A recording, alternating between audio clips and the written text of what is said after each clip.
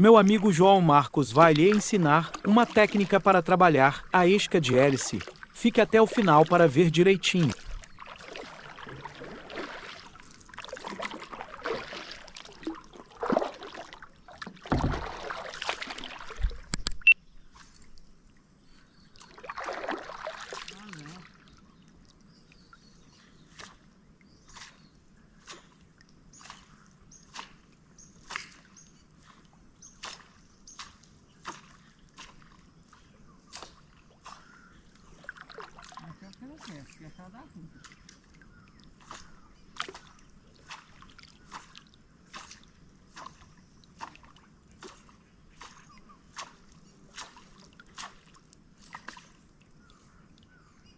Vai, essa não é coisa de gente não.